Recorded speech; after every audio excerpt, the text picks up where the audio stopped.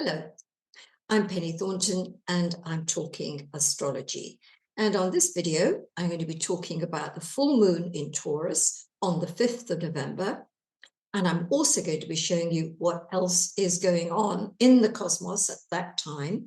Well, in fact, just around it, the 14 days or so around it, we'll get a really good look at what's happening. And of course, I'm going to do it by 12, sign by sign this time, 12 signs. And I know a lot of you really, really like that. So I'm not going to waste a lot of time. I'm going to get straight into it. Before that, I should do the notices. The first notice is, if you're new to my channel, welcome, but please subscribe, helps grow the channel, and also to like and do all those things that every other YouTube presenter does. The second thing is, if you haven't yet seen all the notifications about the Amadown conference next year, which is in April, early April next year, please go to the description box and take a look, because it's the second time we've done it. We did it last year, was hugely successful, and so that's why we brought it back. And so head down there to find out just a little bit more about it. So yes, let's get into the astrology. This full moon on the 5th of November, and of course, if you're British, you'll probably remember the 5th of November, because that was Guy Fawkes' night, bonfire night, when Guy Fawkes attempted to set fire to the Houses of Parliament. And we remember it every year by sending up fireworks. And the thing is that this really is like a week of fireworks surrounding bonfire nights, surrounding this full moon. I'm going to be talking about that in a second, but it seemed rather appropriate this year to have such a lot of Uranian influences at the time when we're all lighting fires and sending up all sorts of beautiful fireworks.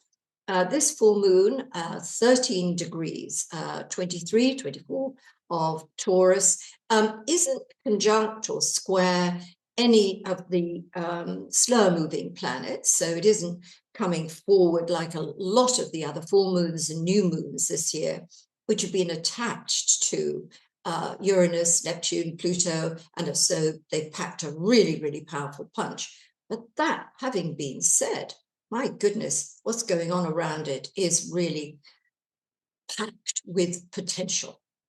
So yes, I am going to get into that in a second, but I thought of one other thing I wanted to talk about, and that was my new moon video, which came out a couple of weeks ago. It was coming out at the time where the 20-step peace program was launched and signed, and I was actually recording it before the signing itself. So I didn't really know exactly what time it was. And so I'd set up an arbitrary time just to see what everything looked like. And of course, at that time, I thought maybe 6 o'clock in the evening would be the time. And Taurus was rising. And of course, with Taurus rising, Venus became the ruler of the chart. And Venus was on the all-important degree of the solar eclipse that happened on the 21st of September. So within this chart, we had all sorts of va-va-voom about, wow, how incredible this chart looks. And also, of course, Venus is the planet of peace and harmony and love, and it all seemed to go very nicely into this kind of picture of a moment where peace was being attempted to be put together. But of course, in actual fact, that agreement didn't get signed until 7:26 in the evening in Egypt. And my goodness, what difference an hour and a half makes, because what we found now was Gemini rising. Thereby, Venus was no longer the ruler, but Mercury. And lo and behold, what was rising at that moment was planet Uranus, the rebel, the revolutionary. Yes, the planet of breakthroughs, which is appropriate, but so too is it very volatile, very fragile. And of course, to date, that peace agreement has sort of held, at least it is until the day I'm recording this, which happens to be the 21st of October. So far, so good. but it is incredibly fragile. But the only reason I'm mentioning this, two reasons, in fact, I'm mentioning it, is that it makes a difference. Time makes a difference. And a lot of people ask when you say to them, okay, when's your birthday? And they give you a date and you say, but what time? And they say, well, what difference does time make? Well, the time makes every bit of difference in the world. It's the difference between revolution and peace in this case. And the other thing that I wanted to bring back this chart for was for you to look at the configuration. And I'm going to put this chart on the screen now so that you can see what it looks like. This is the chart of the moment the peace agreement was signed in Egypt on the 13th of October. And as you can see, there is a big configuration there that I've inked out in black. And it's what it's comprised of is two grand trines, but they form a six-pointed star. And when you get any kind of configuration where all sorts of planets in different parts of the zodiac are brought together, they create a resonance. And that resonance is like an intense, fierce blast.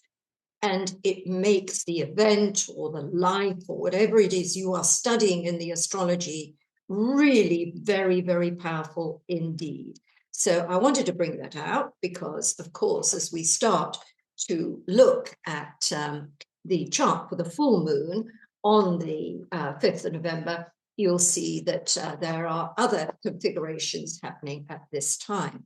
In fact, the whole of this year has been dominated by one configuration after another, a lot of them very similar. You've got the outer planets, Uranus, Neptune, and Pluto, all linked together in their little tripartite, their trining and sextile. And that's meant whenever another planet has come along, it's created a configuration with something else. And I think that the evidence of what's gone on this year all over the world with the mega events that have taken place, and we haven't finished yet, we're not there yet, we can see just why configurations, alignments like this are important. And the reason for them is, as I say, this kind of blast, this blast resonance, let's call it that. So let's have a look at the chart of the full moon. And as you will see now, it's up on the screen. I've set it for London, no particular reason. I quite like to see the sun and moon on the angles, if I can get them there. And technically, of course, where the sun and moon are is on the 9th house cusp. They're not on the 10th house cusp, but they are very prominent in our picture here. But of course, what I have outlined for you is this kite configuration, which you can probably see quite clearly. But the less obvious configuration is a cradle. And just to kind of make things simple here, when you're looking at planets that are, let's say, 120 degrees away, 72 degrees away, 60 degrees away, these are what are called angles of harmony. And yes, they would seem to resonate at a better vibration. But in point of fact, as I always say with aspects, you've got to look at the planets involved because they don't change. The planets are who they are, wherever they are. But both of these configurations, the cradle and the kite, and I'll go through them a little bit slower in a minute, the central part of them, the strut, that the pivot that they pivot on, is always an aspect of tension. Now, in the case of the kite, we have the Jupiter-Pluto opposition. Jupiter is in the 4 o'clock position on this chart, Pluto in the 9 o'clock position. So they're in opposition, and they are forming or helping form the triangle with Mars, with Neptune, with Mars and Neptune and Pluto. Well, I've mentioned Pluto. Now, the Jupiter-Pluto opposition is really, really important. It is not going to be exact until July the 20th, 2026. So we're a ways off. But they are already within orb of one another. And that is a really powerful connection. But when we go to the beginning of this cycle, the Jupiter-Pluto cycle, which was there late 2020, 2021, we're moving on 4 or 5 years, and we've reached the opposition of that point. So there's a kickback to COVID. There's a bit of a kickback to a few things that were around at that time, economically as well. And one of the things I feel about this Jupiter-Pluto conjunction, and I'm going to go into it in a lot more detail next year when we get a little close to that point. But I think if there is any kind of bubble, AI bubble that is set to burst, we need to look at that period as one of the contenders for that to happen. So that Jupiter-Pluto opposition, given that this is the pivot of this kite formation that we have now, Mars, trine Neptune, trine Jupiter, it's going to be interesting to see what other things happen, whether we're talking about the global economy, or whether we're talking about war and peace, whether we're talking about all the things that have really dominated our lives in terms of global events this past year. So let me go a little bit further on, because otherwise I'm going to get caught up just in these configurations.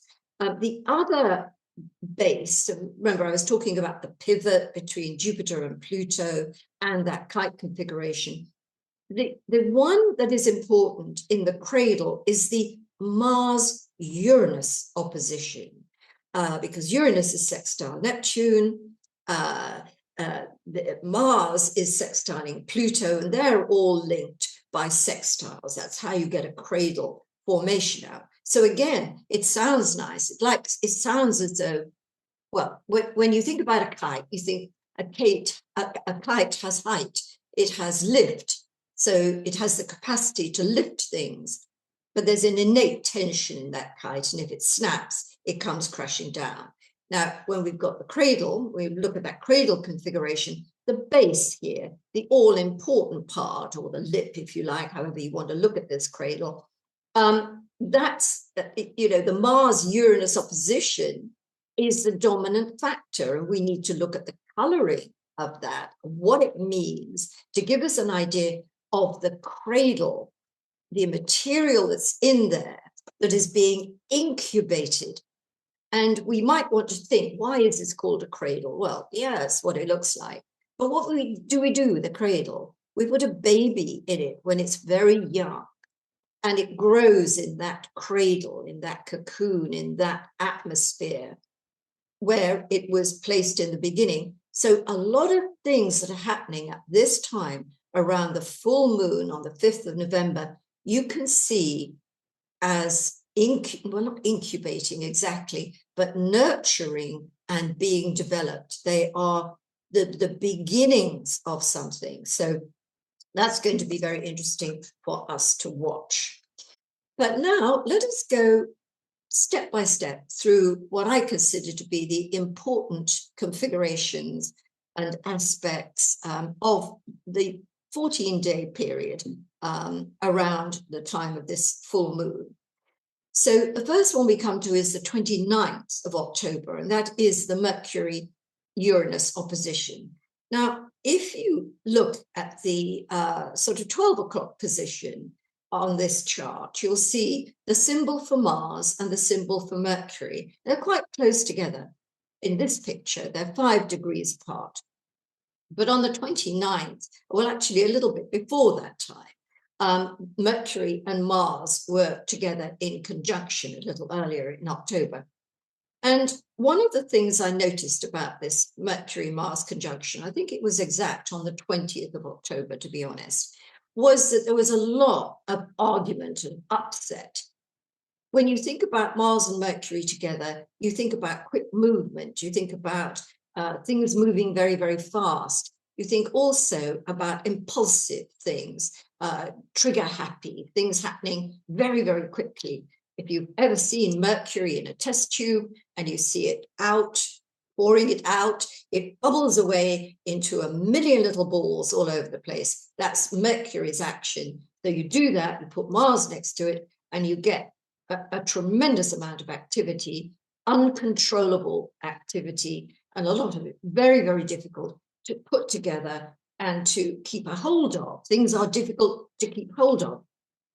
So now we're looking at Mercury opposing Uranus exactly on the 29th. And by the time we get to the 4th, which is, sort of 5 days later, you've got Mars opposing Uranus. What do we know about Uranus? Uranus is the great change bringer. It's the great, I often think of ball lightning. Have you ever seen pictures of ball lightning? It's very electric. It's very frightening and impressive at the same time. And a crackle of electricity is like a crackle of Uranus. So it's both energetic, it's both enlightening, but it's also very unstable and very dangerous. That's the planet Uranus.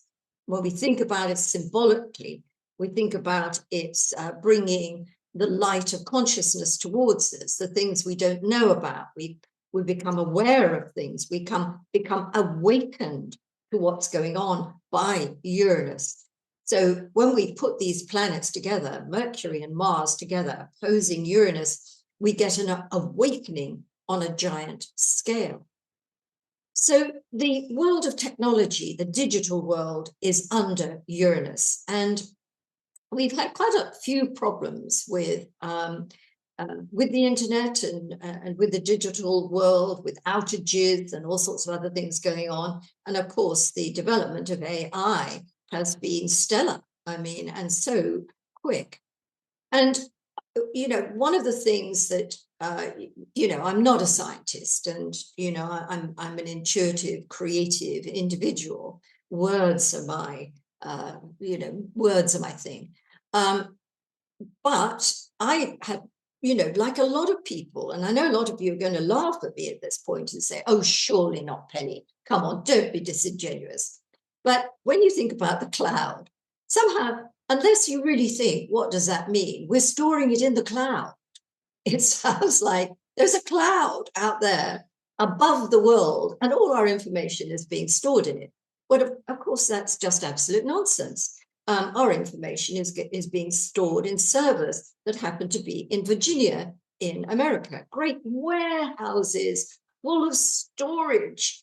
And of course, that means they're vulnerable to all sorts of things going wrong. And that has happened a couple of times this year, as well as all the attacks that very important companies have had, whether it's Marks and Spencer's in the UK. Certainly the damage that was caused by scammers and people breaking into the system is incalculable, millions and millions of pounds of damage. So I think when we look at this Mercury, Mars, Uranus opposition here, we have yet a good potential for growth in the digital world and in things to do with technology. So giant leaps forward in technology, which will help mankind. But at the same time, we're looking for things like power outages, power surges, real problems, and cyber crime, cyber attacks, that kind of thing. So I'm definitely looking at that period around that time for something a little bit like that. If we go on a bit, I put the 6th of November, the day after the full moon, we have Venus moving into Scorpio. Lovely for all you Scorpios. The time Venus spends going through a sign means that there's a lot more love to be had, a lot more good fortune, and just generally a feeling, hey, what? Life is good. Not necessarily every single day, but certainly when Venus passes over your natal sun, there should be a feeling of what are my joys in life and what fortunate things are happening to me. If we go to the 8th of November, Uranus heads back into Taurus. It's going to spend some time in Taurus again, coming back into Gemini at the end of April next year, April the 28th. So it's going to float back over those of you who've got planets and points between about 25 and 29 degrees of Taurus, Scorpio, Leo, and Aquarius. It's going to affect that group of people, whatever planets and points you have. And as I've just said, Uranus brings change and awakenings. And my 3B words I always use for Uranus: breakdown, break up, and breakthrough. They're good, the key words to have, because they give you an example of what can happen on any given Uranus transit. You never get the same thing time and time again. You're going to get flavors of Uranus each time Uranus comes and makes a contact with a planet or point in your sign. We talk about Venus heading into Scorpio, and within 48 hours, Venus is squaring Pluto. Now we can see Pluto there just above the ascendant in the 9 o'clock position. So really and truly, Venus has been squaring up to Pluto since the 29th of October. So day by day, this particular aspect has been getting stronger and stronger. In a word, Venus and Pluto are passion. And when you think about passion, passion can be directed in a good way, in the sense that you're passionate about something and you want to do it well. You're putting all your energies into that passionate object. We can share passion with someone we love. All of that Venus-Pluto stuff is wonderful when it's channeled in that direction. When Venus-Pluto is not channeled into a direction, pervade or driven by love, then it becomes destructive.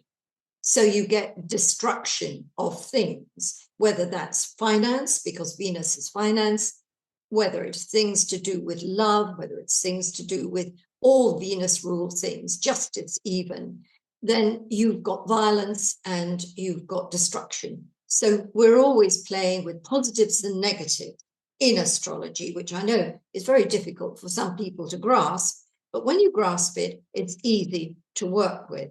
So it's a creator-destroyer principle within Venus and Pluto. So if you recognize you've got something in the early degrees of Aquarius, Leo, Scorpio, or Taurus, you'll know this is coming up and be able to use it in a way that it's constructive and not destructive. Remember, those powers are great and use them carefully. On the 9th of November, which is a Sunday, Mercury turns retrograde. And I know, great big deep sigh, oh no, Mercury retrograde. And I have to say, of course, during the time Mercury is stationary, heading into retrograde, and when it's retrograde, you can get a lot of problems with travel and communications. You know what they are. You can't get from A to B without going round the pretty route, all sorts of delays and detours. Information goes missing. You don't receive the phone call you needed. People go off the radar. It can be very, very frustrating. But a retrograde Mercury can also be very useful in that it does give you time to rethink, and it gives you time to research something. It gives you time to indulge in nostalgia. And so often in life, we're so busy to get to the next thing, we haven't had time to really reflect on what we've just done, where we've been, and what it all means. And a retrograde Mercury gives us that very possibility. It will be retrograde till the 29th of November, by the way, just in case you want to keep that for your diaries. The 11th of November, Jupiter turns retrograde. So really, from about a week beforehand, Jupiter will be slowing and slowing and slowing. So its properties are, in fact, much more intense. And Jupiter is the principle of good fortune and growth. But it's heading backwards. This may mean that there is a tendency for inflation of difficulties as opposed to the growth of good things. We've got to keep them both in balance. Really and truly, just one more thing to mention on my list here, and that's on the 12th of November. And Mercury in retrograde will be back on Mars again, conjunct Mars. Now, you may remember about 5 minutes ago, I talked about the Mercury-Mars conjunction on the 20th of October. That was a pretty nasty conjunction, I have to say.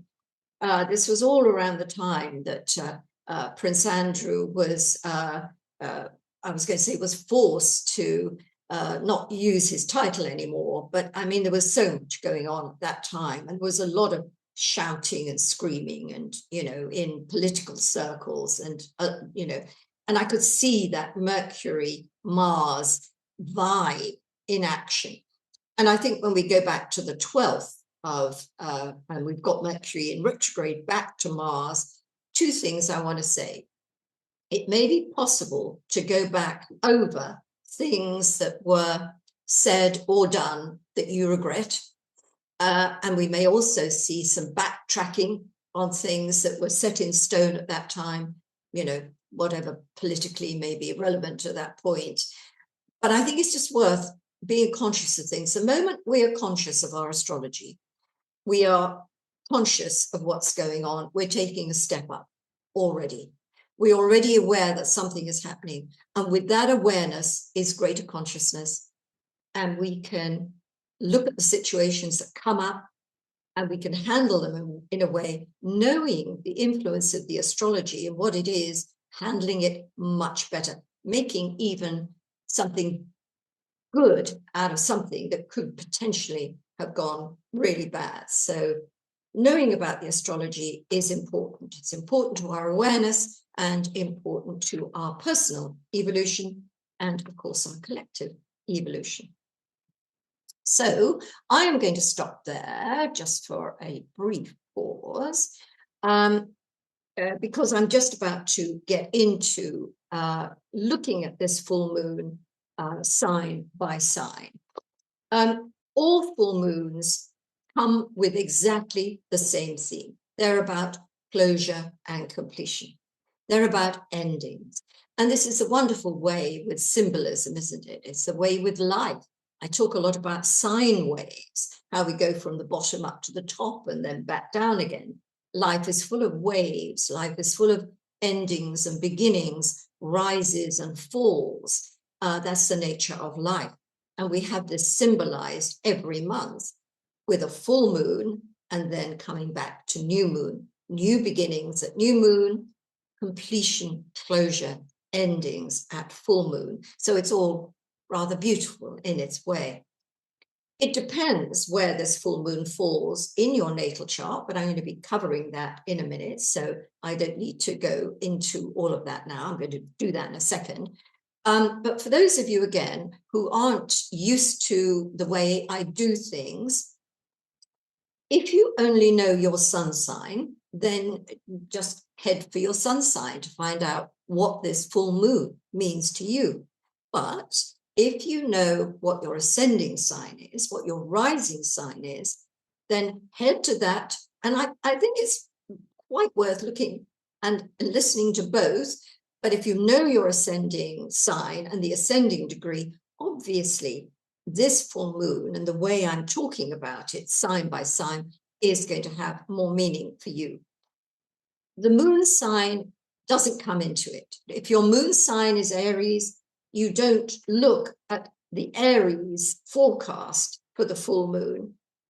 No, that's not what we do. Now, I know that in Vedic astrology, there is a way of using the moon as an ascendant, and that you might want to do that in Vedic astrology, but not in Western astrology, and that's not the way I do it. Of course, your moon sign is important. And if you have a moon in Taurus, then obviously this full moon is going to be much more important to you than people who don't have a moon in Taurus. But to have anything like the super effect of that full moon, it's got to be within 3 degrees of the degree of the moon. And the moon, in this case, is 13 degrees, 24 of Taurus. All right, everybody? So let me start. Let me start, as I should start, with Taurus, because the full moon is in your sign, Taurus. So when we see the full moon in your sign, and we take it from the sun's perspective, or we know that the rising sign is Taurus, the moon is falling in the first house. So this is the most personal area of the horoscope. It is about you as a person, how you look, it's your appearance, it's your manner, it's the way you come across to the world. So it's very important. It's your front door. So do you have an open front door or a shut front door? Do you have a big glass window in the door, or is it tightly locked and barred? These are the sorts of things that represent our doorway, our window on the world. So a full moon here and the moon's passage through here gives us a time to really rethink our image. And sometimes we do that overnight, don't we? We think, you know what, I'm fed up with this fringe, I'm going to get rid of it. Or we think, you know what, I need to Y Z. I'm fed up wearing the same things all the time. I'm going to change my look. But also, it could be quite revelatory when the moon moves through this area, because you suddenly become much more attuned with your inner self. And if you listen to your inner self and respond to your inner instinctive needs, you're a lot nearer being a whole person. I mean, sometimes we're so busy, you know, being so-and-so to this person, so-and-so to another person. We've got a job where we're one thing, we're a mother or a parent to someone else. So we've got all these roles. And yet, somewhere within all that is our unique selves. And I think whenever we get the moon in our sign, we are able to connect with our real self. And that's a really beautiful thing. But when we look at this full moon, then we bring a much greater kind of emphasis to the instinctive self, to your inner self, to the you who's in there. It's empowering. This full moon is empowering to you. You're putting together your emotions and your will, and you are harnessing them so that you become able to act with power and strength. So that's a really important thing. And I would say the sort of 3 days around this period. So we're looking at maybe the 4th, 5th, and 6th of November. Maybe you should consider your power days of November. The full moon itself flanks the relationship axis. So that notion of endings and beginnings, closure and completion, may well apply itself to one relationship in your life. Maybe it's time for that relationship to end. It could be your relationship with a company. You know, you're leaving that company. It could be your main relationship. You've been going through a lot of difficulties, and finally you've reached that point where you say, you know what, I think we need a breathing space at least. If not, it's done. And then we look at the idea of unity that a full moon can bring as well. And so that a full moon can become a very good time to make the ties that bind. So you get married, you move in with someone, you renew your commitment to each other. So there is a sense of bonding. And of course, if you meet someone on this full moon, the chances are that this could be somewhat of importance to you. It's fulfilling all sorts of emotional needs, and maybe, just maybe, you have found your other. Okay, Taurus? Gemini. As you look at this full moon in the chart that I have here, you'll see that it's flanking the 6th and 12th houses. The full moon itself is in the 12th house. The sun is in the 6th house. So really, for about a fortnight, 2 weeks, the sun has been moving through the 6th house. Now, this is an area I call the engine of the chart. It's where everything ticks over. It's your health system. That's why it ticks over. It's work, and it's all sorts of things that are responsibilities and duties, the services that you offer other people. It's a kind of devotional part of the horoscope, and it can seem in some ways a bit of a mundane area, but it's much more than that. And what shows you that is its relationship with the 12th house. which is the most mystical and spiritual house of the zodiac. We do the work of spirit in the 6th house. We get to be with the spirit in the 12th house. So here we have a full moon, sun in the 6th house. So you're doing the work of life. You're getting your systems into order. You are taking care of duties and responsibilities. And on this full moon, we should say, if we're looking at this in a very sort of high-minded way, that at full moon, you get full value of your sense of being a spirit in a human body. You've got that feeling. Spirit and flesh are one. But what can happen on a very strictly practical way is that if there are weaknesses in your system, then the full moon tends to seek them out. So if you've been burning the candle at both ends, you've been ignoring a toothache, there's other problems that you've been pushing through on. You've been doing too much. You've been saying yes to too many social arrangements, as well as trying to look after the kids and do 100 other things as well. You're going to go down like the clappers on a full moon, or at the very least, it's going to make you aware of the weaknesses in your life, the weaknesses in your system. And we become aware of that for a good reason, so we can put them to rights. But at the same token, when I was talking about the full moon, the idea of closure and completion, it's also union. What we can also get at full moon is a feeling, a full moon in this area of the horoscope, is a feeling of intense well-being, as though at this certain point, so many things in life are balanced. And that's rather a nice thing to think about. Purely practical again, before I leave Gemini, and that is that you might be at the end of a job, or you might be at the end of a treatment or something that you've been doing for a purpose. It's got a timeline in it. And that timeline may even be back to late April or May. You've been on something for 6 months. So we've got that idea of a timeline in there. But most of all, I think this is very spiritual full moon for you, Gemini.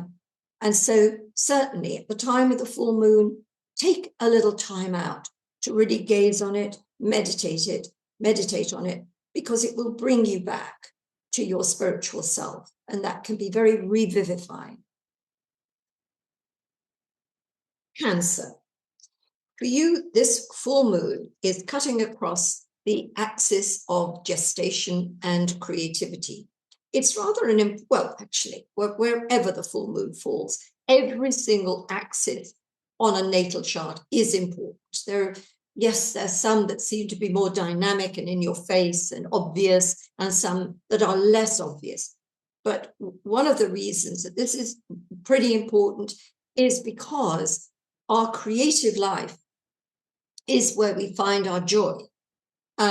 And if you think about it, when we think about creativity, we think about getting stuck in with something that we get thoroughly involved in. It can be the gardening, it can be cooking, it can be painting, it can be making music, and it can be, making love. I mean, that's a very creative act. And we lose ourselves in that creative act. And that's why when we get a full moon on this axis, it is an opportunity to really indulge our creativity. But this idea of a gestation period is also implicit in this full moon, in that something has been taking some time to get together. And if we think about a gestation period of 9 months, obviously, that's the time it takes from a baby to go from one cell to the little 7-pound beautiful bundle that it is.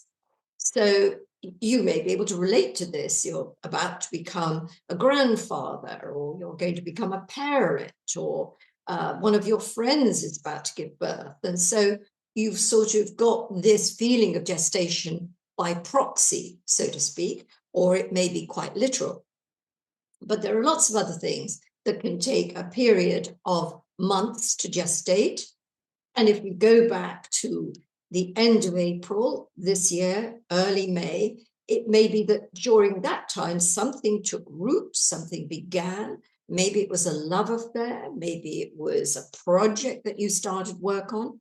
Well, for one reason or another, that project, that relationship, that whatever it was, has reached a crossroads. So it's either done, it's complete, there is no more to it, or it's completed a very important stage and it is now ready to move on to another one.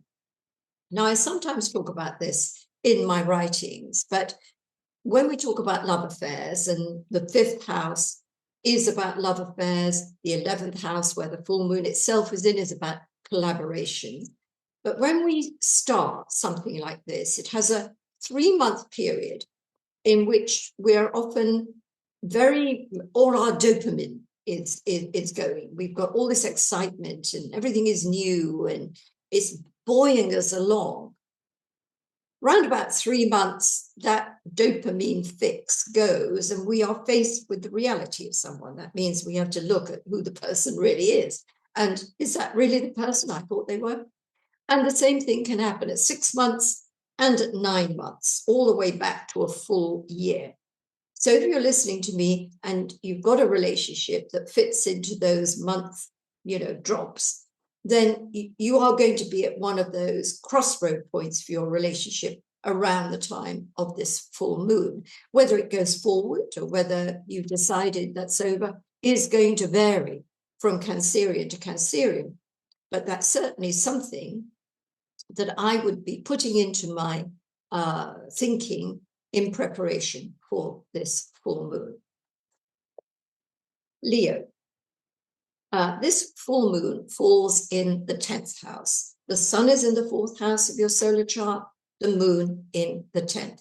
So this is one of the more dynamic and important full moons of the year for you. When we think about where the sun has been for the last 14 days and where it's going to be for the next 14 days, we know it's on home territory. So there are lots of things to do with home life that are important. Maybe you've got lots of gatherings. I know Thanksgiving is coming up and we're not too far from Christmas, so perhaps a lot of preparation is going on, lots of new furniture being brought in and all sorts of other things happening on home front. Or maybe you're moving home or other things are happening. When we then bring the full moon into this, we see it's the end of a chapter. And particularly if you've got anything at around between 13 and 15 degrees of the fixed signs, that's Taurus, Scorpio, Leo, and Aquarius, then this full moon will activate your chart and it will have a little bit more meaning in the sense of an end of a chapter. And it may relate to work as well. Maybe you finished a job, quite an important job, but you're ready to move on with the same company, same organization, in the same way, but you've just completed a job. On the other hand, it could be that it's the end of a job. You're going to leave where you've been working or stop working for whom you've been working, and now it's open whether you move straight into another job or whether there's now a period of seeking, waiting, or even retirement. This is what this full moon can do. But this full moon is also about your roots of life, the foundations of the future, where you're going in life. So around the time of this full moon, you may feel a little overwhelmed with a sense that there's so much on your shoulders, for instance. Or maybe it's a sense that you haven't got enough time to do the things that really matter. Whether you're spending a lot of time with home and family and you're not getting on with your career or what you consider to be important as well, or the other way around, you're spending so much time working that you're missing out on family life. So in a way, this full moon is about getting the work-life balance right. But it's a little bit more than that. There's a much more of an edge to it here. It's a kind of yearning, really, for an ideal of family life and a sort of also the same thing of a perfect working life as well. And it may be temporary, it may be something that just happens at the time of the full moon. And remember, we've got all these other things going on in the chart, as I explained in the first part of this video, that I think that a sense of being a little overwhelmed at this time is probably true, but you'll come through the other side of it. And I think it is really important to take away from that experience what it is that you've been feeling. And, you know, once we've been through a crisis or whatever else it may represent, we can start to put the pieces back together, and we can put them together in a new form. And I think that's something I'm definitely seeing in this full moon for you, Leo. Virgo, the full moon in Taurus is in the 9th house of your horoscope, and the sun is in the 3rd house. And we call this the axis of travel and communication. It's a lot more than that. This area of the chart, the 9th house, has a lot to do with law and justice. It has a lot to do with academia, a lot to do with learning, knowledge, advanced knowledge. And it has to do with travel and reaching out to people who are overseas or who are at a distance.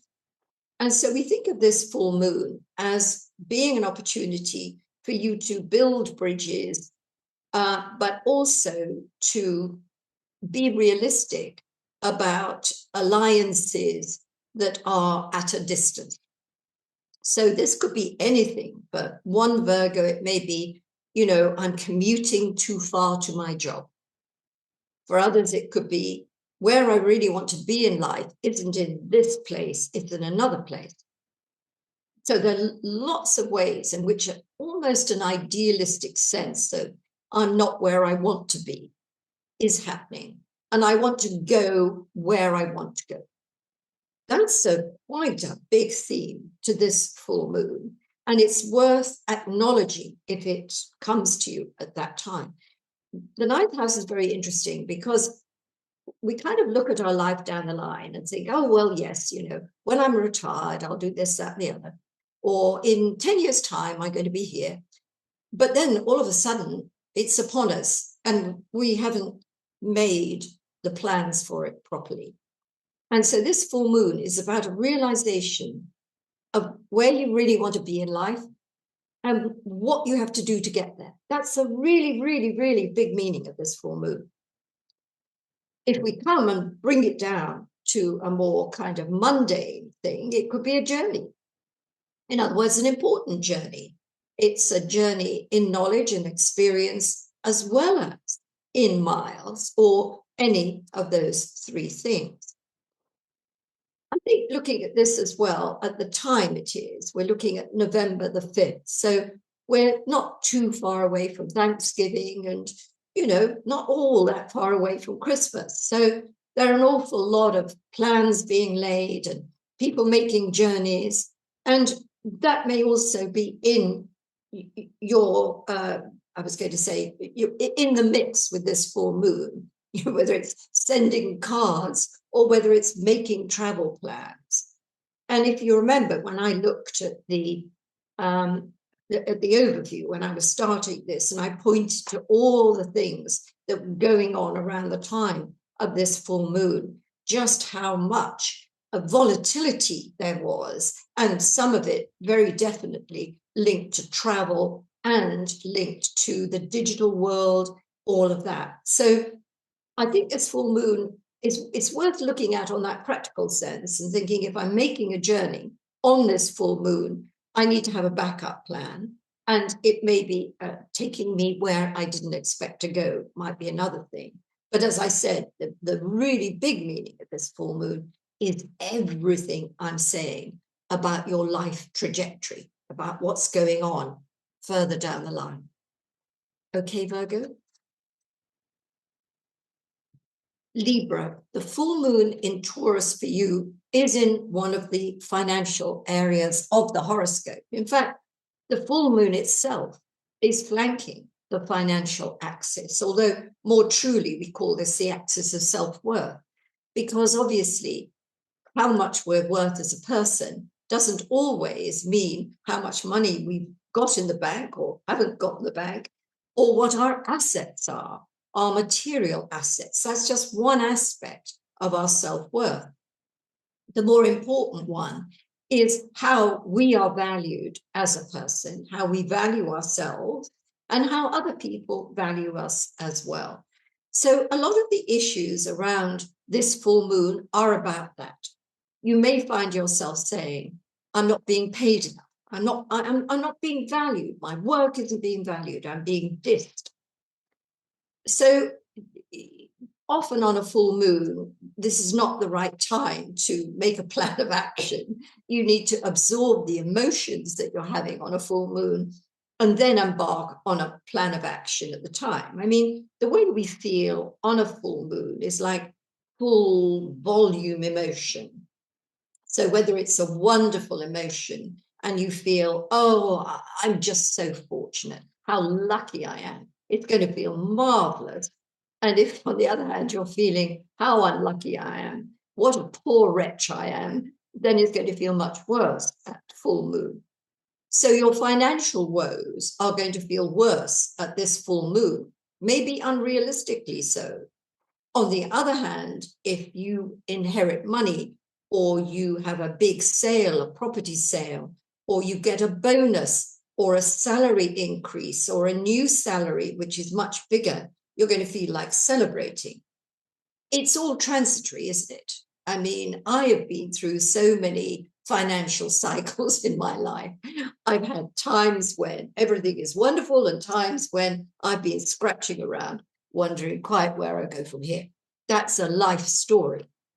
So we need to look sometimes at our situations when we get perhaps financially in over our heads, that this is part of life, not all of it. But there's a reason this full moon is happening, and it's forcing your attention that things aren't in balance financially and something needs to be done. What needs to be done, depends. I mean, the interesting thing about this 8th house is that I call it the house of receivership, because it's where we receive things from people. But of course, receivership can also mean going into receivership. So the issue of receivership is around with this full moon. And please don't go away with the idea that I've said you're going to go bankrupt. I haven't said that. I'm talking about the ideas associated with the 8th house, because when we receive from others, this is also to do with intimacy. So this full moon may be about intimacy, and either the abundance of intimacy that you have and the feeling of well-being that gives you, or the opposite, the sense and absence of intimacy that you are not receiving from other people. But I have to say, I think when we look at this axis and we think about this full moon, almost everything begins and ends with ourselves. So often what lies at the core of us not receiving the love that we want is because we've not figured out just how lovable we are. And we need to figure that out. And it's no good saying it. It's feeling it. It's knowing it at core level. It's feeling it in every fiber of our being. And, the same thing can happen financially when we feel poor because money doesn't stretch far enough. We need to think of ways in which we still feel as though, that the money is there, even if it's not stretching as far as it needs to go. There is a direct relationship between how we feel about ourselves, how we feel about money, and the flow of money. It's the law of prosperity.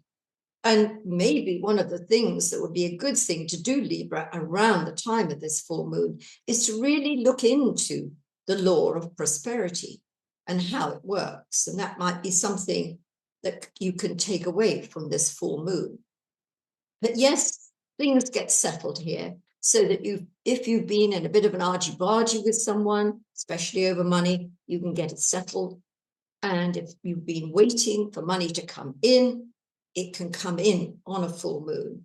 But as I've said, spent some time saying that if you've got problems, they're going to feel much worse on this full moon. But remember, they're not really arguably much worse. It's just how you're perceiving them at the time of the full moon. So on to Sun Scorpio. Well, of course, this is birthday time. The sun is in Scorpio and the moon is in your opposite sign. So for the past 14 days and for the next 14 days, we've got the sun moving through the first house of your horoscope. Now, this is all about you, all about me, all about you. It's about doing things that are aimed at fulfilling your personal ambitions. It's about looking at yourself in the mirror and examining who you are. And I mean this on an inner way, every bit as much as I might do on an outer way, because the first house is where we greet the public. It's our front door. So when the sun moves through this area, we may decide to get out a pot of paint and paint our front door. In other words, the front door to ourselves. It means we give ourselves a new image. It's a time when we want to put our weight behind things that matter to us personally. And a time when we really think about not necessarily work and money and all those things that, you know, the merry-go-round of life. We think in a little bit more about who we are, what we want out of life, and, you know, who we are at core level. And the moment the full moon comes along, we get almost a kind of power light zooming in on ourselves by the moon. And the moon, the full moon, sort of is a time when we assess how in balance our life is, how in balance we are in terms of a human being. And it's a time to get in balance. But also, by getting in balance, we tend to see the extremes. So we see the extremes of our behavior, we see the extremes of our life, and the full moon illuminates all of this in an attempt to say, get back in balance. The moon is the inner, the sun is the outer. The moon is yin, the sun is yang. So getting these two in balance in our lives is really important. Now we can go on from there and look at the fact that with the sun in the first house of your solar chart, the moon in the seventh, we're on the axis of relationships. So a relationship is part of the story. Now, it may be at this point you haven't got a main relationship in your life. You are partnerless, so to speak. Well, this full moon is going to probably make you yearn for a partner, or yearn for that sense of partnership, let's put it that way. But the same is true in reverse, in that if you are unhappy in your relationship, you're going to feel that unhappiness at its greatest point at the full moon, which is why the full moon becomes a time of coming together or separation. And I'm not saying every Scorpio is going to decide to split up from their other or leave a company or break up a friendship. I'm not saying that. But what I'm saying, if the time is right, at this full moon, you're going to realize it, and it's going to be an action that you will take from there. So that if it's appropriate and your feelings are very full, remember we've got a Venus-Pluto square coming up. It's a time when you might want to make the ties that bind. You want to marry someone. You want to move in with them. You want them to be your other. And that's what this full moon is about. But it can just as easily be about, I've had enough. This relationship is not going anywhere. And so you're going to break the ties that bind. Full moons unite and they separate. And it's important to remember that. But I think all in all, even if you're listening to me and you're feeling, look, I'm not at all interested in having a relationship. It's just not my bag, couldn't care less. I've got a whole lot of other things in my life. Well, we're not without people in our lives. And whenever we've got a full moon on this axis, we are brought into contact with someone, and there's a relationship moment, whether that means a heart-to-heart discussion, a sense of being close to that person, or an issue with that person that needs resolving, however it's resolved. So the full moon is about relationships, one form or another, but depending where you are in life, it can be the moment to make a binding commitment or to break a binding commitment, and it can bring out the yearning for partnership. So that's it in a nutshell, Scorpio, okay? Sagittarius. This full moon falls in the 6th house of your solar chart, and the sun is in the 12th house. So I'm going to start talking about the sun, first of all, because in late October through until the 23rd, 24th, or whenever the sun comes into Sagittarius, the sun is in the 12th house of the horoscope. So it's in its closing cycle. The 12th house is a rather mysterious area of the horoscope. It's where we do a lot of processing, and a lot of things get dissolved into nothingness so that we are ready to start a new cycle, which we do when the sun comes into our own sign on our birthday, actually.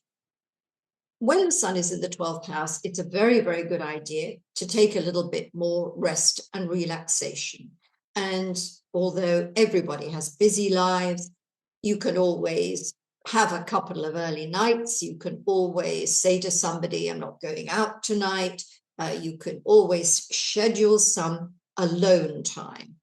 Even make a real attempt to meditate.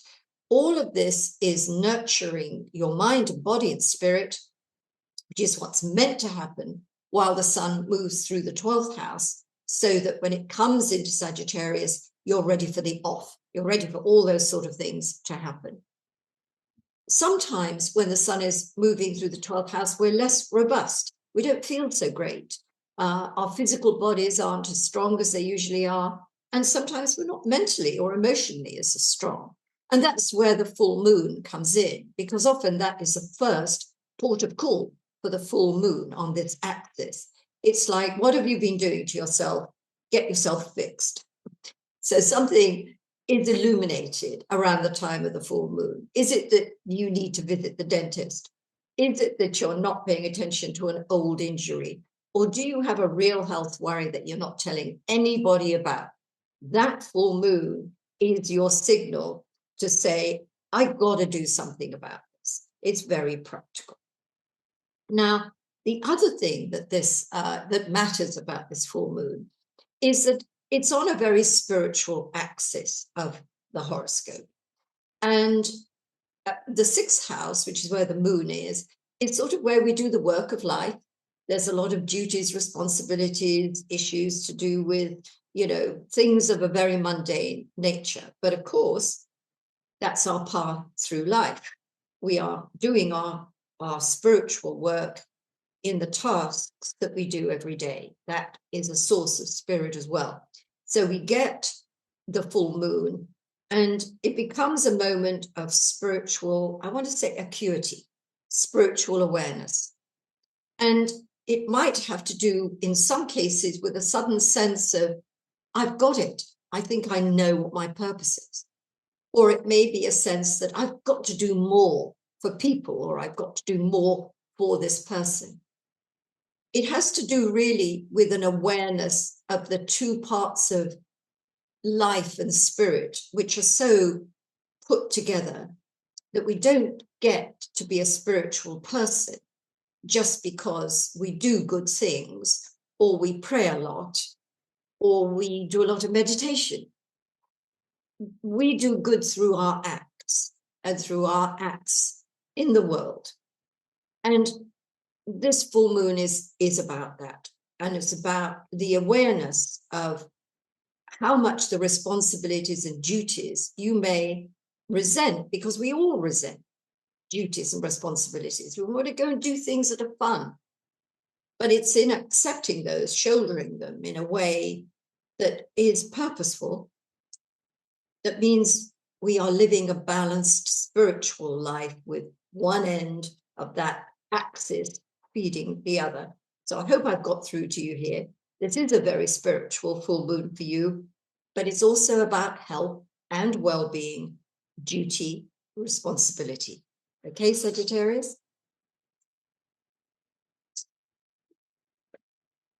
Capricorn.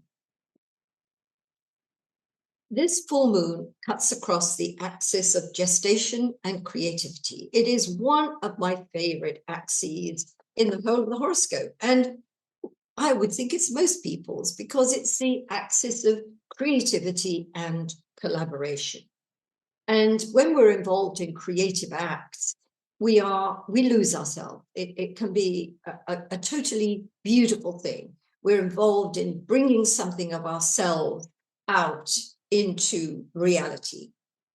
Collaboration is a wonderful thing. When we feel we're with kindred spirits, when we feel we've found our tribe, when we feel we're working with a group of people to a common end, it's a wonderful thing. So this axis of our horoscopes gives us our facility for all of that in our natal chart.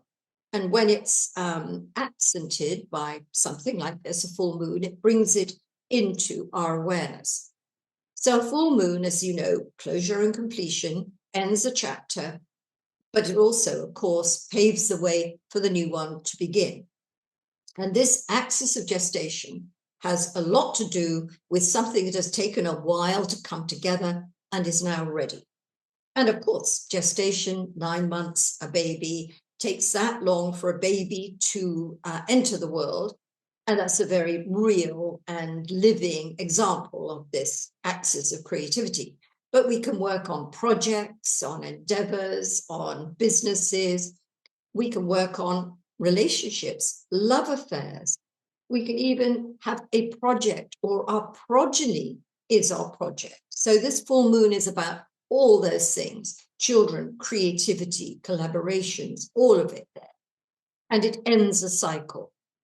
Whether you feel appropriate at this time, something is done and dusted and there's a kind of celebration involved, or whether you feel you made a lot of effort into something, whether it's a love affair or it's a project, whatever it is, and it's failed, it has missed the mark. Once a period of time has gone past, you'll be ready to begin anew, and you will be taking away some of the things that you learned, that you valued from that experience, into the next one.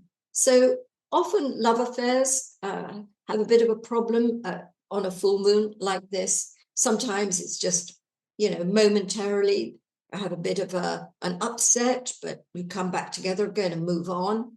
For others, it's much more than that. And I think especially if a relationship began, let's say 6 months ago or 3 months ago, then you're at that critical point around the time of this full moon as to whether this relationship, this love affair, has a chance of being something greater than it is. It is going towards a commitment. You'll get to know on that full moon. And it is actually a very good time to sign a contract or to do something that sets something in stone.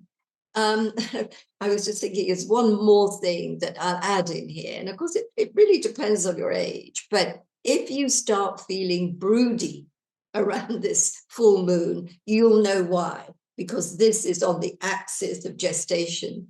And even if you're a grandparent, you start feeling broody for your own brood to breed, that's a representation or demonstration of this particular full moon. It's a rather beautiful full moon for you. And I think you want to think of any endings at this time as really giving way to new beginnings in the best of ways. Aquarius. Now, you've got 4 full moons a year, which are more important than the others. And this is one of them. And the reason why this full moon is more important, or one of 4 important full moons, is that it's falling on what we call one of the angular axes of the horoscope. It's in a dynamic and a rather important area of your horoscope. The sun is in your 10th house, the moon is in your 4th house. We call this really the axis of life direction. The 4th house is the base of life, it's your home life, it's everything that your life stands on and is supported by. And the 10th house is where you're aiming to be, your aims, your ambitions, your career, if you have one, things to do with what you're looking forward to in life, what you're building on your own terms. This is why this full moon is rather important, because it shows that you reached a junction. This is a point at which you may be ready to achieve something big. On the other hand, it may be a point where you feel, I'm done with this. It's over. There is a sort of resting point here. Now, we can have some very different kind of representations of what this full moon might be, and they're going to be different for different Aquarians. Some of you might be ready to leave your job, so it's done. You're done with that job, and now you're going to go into another one or look for a new position. For others, it's the end of the job. That's it. You're done. You're retired. You're never going to work again. It could be that great. And for a third group, it's more about reaching a point where you've done a job within a job. It's done, and now you're on to new things, but within the same job, or maybe you've got a new role, but in the same company. So this is about your career, your position in the world, your job, however you want to look at it. Now, of course, the full moon, the moon, the opposite end, is in the area of home and family. So this axis can mean the same thing in reverse, and instead, you're going to be leaving a home so that you are, and the family, if you have a family, are going to be moving to a new home. Or it could be that there's a sense of a chapter ending in the home, and that may mean that you've got grown-up children who are about to leave home, have their own home, go to uni, whatever may be appropriate. Or it may be that there are things to do with family life and home life that mark an end of a chapter. Maybe a relative has a very big and important birthday, or maybe a relative or a parent is moving on somewhere. And so there is this sense of the end of a chapter for the family. But I think really looking at this in slightly more symbolic ways, with the idea of, who you are, what you have to offer going out into the world, and who you are, where you've come from, your ancestry and your roots. This is a point where all of this is in the balance. And you may even get to see what aspects of your life you have done because your parents wanted you to do that. Or you can see the family, the traces of your family behaviors in you and your wants. So it's kind of life awakening in a funny kind of way as to what parts are you and what parts are your family. But it can also be all about work-life balance and just how much of your life you spend working to the detriment of your home life, or vice versa, how much time you spend in your home and with your family to the detriment of your career. So there are lots of things in this full moon that are really, really worth consideration. And some of them might bubble up, or they might come into your dreams, and you'll remember my voice and think, I should think about this a little bit more deeply, because I feel the echoes of my ancestors in here. And I want to know which are my own ambitions and what are the ones I've inherited. It's quite an important question and may make a difference as to where you go from here. Okay, Aquarius? Pisces. This full moon takes place across the axis of communication. The moon is in the 3rd house and the sun is in the 9th house. And for the last 2 weeks, the sun has been moving through the 9th house. So maybe you've been quite involved dealing with people, connecting with people who are quite far away. You may be working for people who are international, or they're not, not next door. Or maybe you're making plans for next year's holiday, or making plans for Thanksgiving or Christmas. So you've got lots of people to think of and travel arrangements to put together and all of that kind of thing.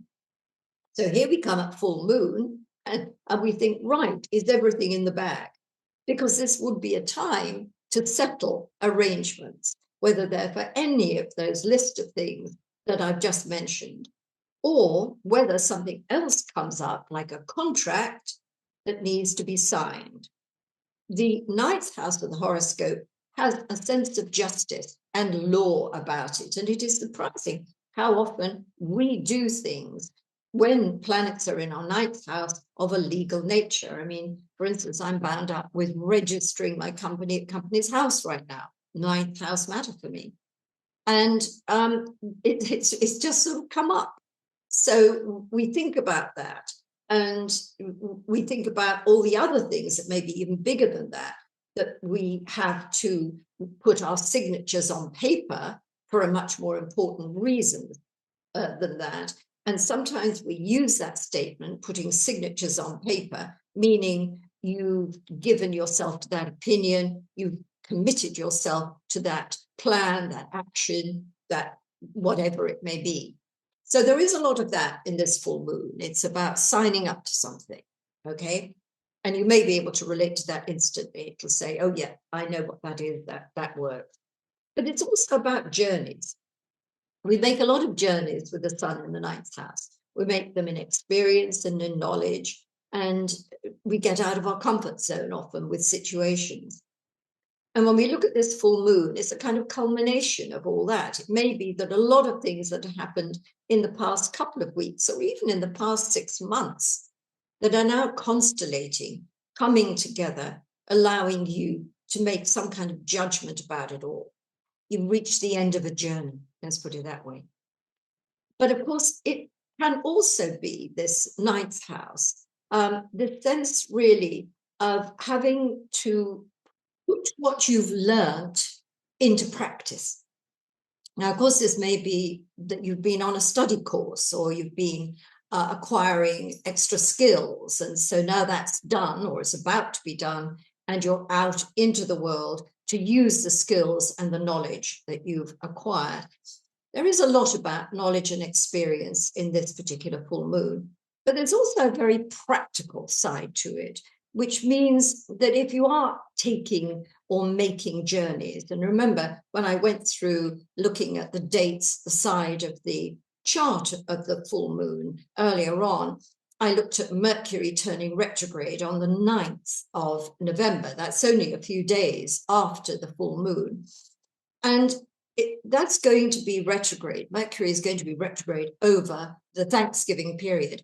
So I think if you are making bookings and you are traveling, you will need to build in a little bit more time and to have backup plans. It'll be really important and very well worthwhile doing. There's also a sense here of, on this full moon, of hearing something from afar, some message, some piece of information that really affects you and makes a difference as to where you go from here. Now, I'm not saying whether that information is hugely happy and wonderful, and that's why it affects you, or whether it's the reverse. But there is something to do with messages and information and communications around the time of this full moon that's going to have quite an impact on where you go from here. Okay, Pisces? Aries, my goodness, the last sign. And you are the first sign of the zodiac. And here you are being the last sign. So, yes, at this time of the year, so we're talking about late October and we're talking about into November, the sun is in the 8th house of the horoscope. And that area of the chart is very mysterious. It's very depth charged. We do a lot of analysis, a lot of self-analysis in that 8th house. And we tend to be a little bit more, we tend to be looking through a glass darkly when we've got the sun moving through the 8th house. We might be more attracted to mysteries. We might be interested in developing our, our psychic powers, all sorts of things that 8th house is used for. But when it comes to looking at this full moon and what it's likely to mean, it's probably going to have a financial aspect to it. So we're thinking about closure and completion, aren't we, Aries? So this could mean you finished paying your mortgage or you finished paying some kind of debt, whether it's something that you've taken out on a monthly basis, maybe it's done. So you get that wonderful feeling that you don't have that coming out of your account anymore. Very practical, very ordinary, nothing spiritual here, just plain finance. But we can also be looking at something much more than that. And there is the potential for some Arians to receive money at this time, unearned income. Whether that means you've got a settlement, a redundancy settlement, a divorce settlement, or whether you're inheriting money. This axis of finance with the sun focused in the 8th house of other people's money is more as though other people's money comes to you. But it's also a period when you need to be talking to people about money, whether it's talking with your partner about money, your business partner about money, whether it's talking to banks and lending institutions and credit card companies and getting your finances sorted. That's an activity that should happen when the sun is moving through the 8th house. When the sun opposes the moon on this financial axis, you either get that reward, that sense of completion that comes with a full moon, so that monies come in and you feel enriched, or it's the absolute opposite and you feel money's gone out, or there isn't enough of it to cover what you need. There are two very opposite statements here. But either way, and if there is a bit of a financial reality to come around the time of the full moon, what it's going to take is negotiation. Remember that. And I think Aries sometimes forgets about negotiation because it's always this or that. But there's always a way. That the art of the deal is always possible. And keep reminding yourself of this if you're in a bit of a tight financial hole. I think too, looking at the moon in the 2nd house, which is a much more personal place, a lot of it is to do with the sense of our own value. And, whether we've got plenty of money in the bank or not enough money in the bank, the real thing that matters is who we are as a person. And when we get that right, when we feel enriched as a person, when we feel what we have to offer is very rich, and it seems almost as though that connection with our own source of wealth of spirit, wealth of talent, wealth of whatever you want to call it, then the material world follows and money becomes easier and payments and everything come to us more. I think I talked to Libra about this, your opposite sign, about the law of prosperity being a very important thing to get your head around at this time. And if you haven't come across the law of prosperity, look into it, get a little book on it or Google it, whatever you want, because it's so much a part of feeling. Once you get the feeling that there are riches within and that you are restored within, that's your well, then everything else follows. And I know that's difficult to accept when you might have lots of bills to pay and lots of other things happening, but it is amazing how that emotional, psychological, psychic inner communion with that part of yourself makes a huge difference to finances and the material world. One other thing that I'd like to say about this full moon is that there is, as I said, a sense of closure and completion here. And it may be that in some cases, a relationship is ready to become a fully fledged relationship. Maybe you've been dating and the time has come for you to say, look, I think we've got something here. Because this area of the chart has a lot to do with intimacy. And, when we're intimate with someone and we receive from them, it's receivership and intimacy this is what this full moon can also notate. But at the same time, because of the nature of the full moon, which is to unite as well as separate, in some cases, our relationship has gone as far as it can. And in the space of either around the time of this full moon or in the couple of weeks after, that may be, well, you may come to an agreement of sorts, either to separate for a while or to maybe call it a day. Okay, but I don't want to end on a bad note, Aries, because there's so much, that's good in the astrology for you. And I think if you can stop and, smell the coffee and start working on those great inner levels of enrichment, as I call it, life will be very different. Okay, so everybody, that is or that what all 12 signs are through, and I'm at my point where I really sort of come to my conclusion, and I'm going to really carry on from where I left off, because I've been talking to Aries and I talked to Libra and found myself saying a very similar thing in a different way to each of them.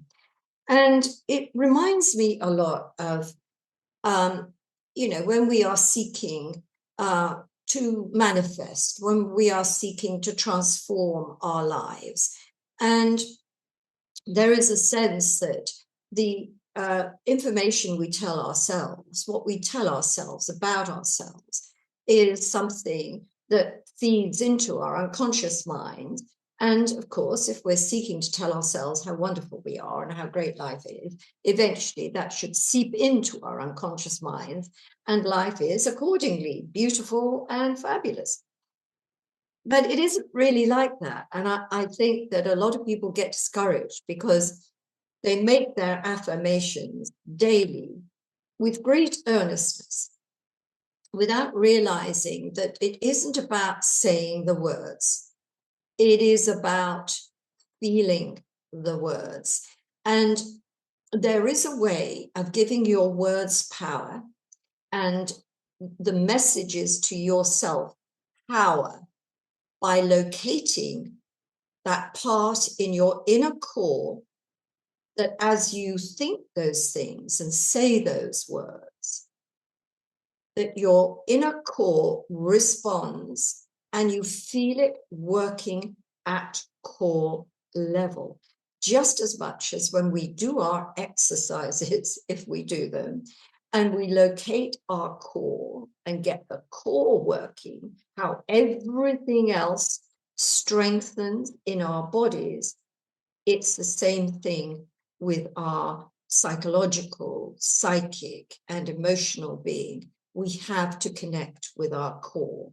So when we feel it, we allow that feeling, that sense of, well, in this case, what I was talking about to Aries and Libra, really was a sense of enrichment, that sense of feeling really rich at heart, this sense of having it, having plenty, and letting it go from the inside right to the outer side of the walls and beyond the place where you are.